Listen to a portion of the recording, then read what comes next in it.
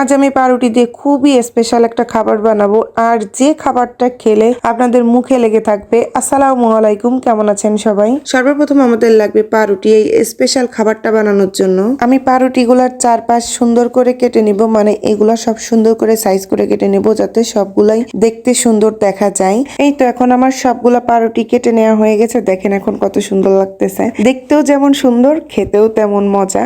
এত সুন্দর সুস্বাদু একটা খাবার আমি এখন রান্না করব। আর এখন আমি সবগুলা পাউরুটি আস্তে আস্তে সেকে নিব, এপাশ ওপাশ করে সেকে নিব যাতে হালকা ব্রাউন একটা কালার আসে।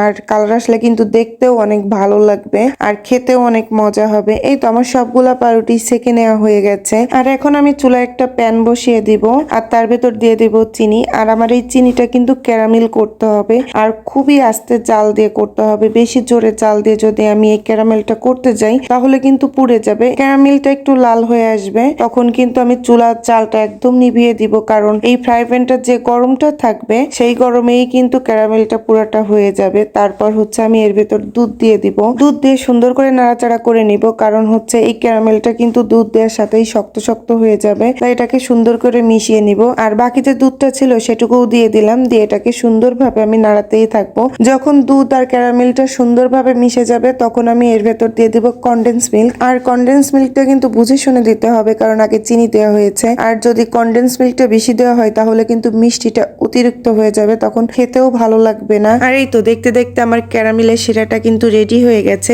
আর ওই যে যে ভেজে রাখা পাউরুটি রেখেছিলাম না, দেখেন সেটাকে সুন্দর করে সাজিয়ে তার উপর দিয়ে আমি আস্তে আস্তে করে ওই শিরাটা দিয়ে দিচ্ছিলাম যাতে সবগুলা পাউরুটির ভেতর চলে যায়। আর আমি পাউরুটি গুলা কিন্তু স্লাইস করে কেটে নিয়ে ডাবল করে দিয়েছিলাম। প্রথমে আস্তে আস্তে দুধটা দিতে হবে, তারপরে পুরো দুধটাই ঢেলে দিতে হবে। আর এই তো এখন কিন্তু আমার খাবারটা রেডি। আপনাদের কাছে কেমন লেগেছে বলবেন। আমার কাছে তো অনেক মজা হয়েছিল পাউরুটির এই স্পেশাল খাবারটা। এটাকে বলে হচ্ছে পাউরুটির মালাই। আর এটা কিন্তু অনেক মজা হয়েছিল। আমার ফ্যামিলির সবাই খেয়ে অনেক প্রশংসা করছিল যে এটা অনেক মজা হয়েছে। আপনারা অবশ্যই সবাই ট্রাই করবেন বাসায়, অনেক মজার একটা রেসিপি। সবাই ভালো থাকবেন, আল্লাহ হাফেজ।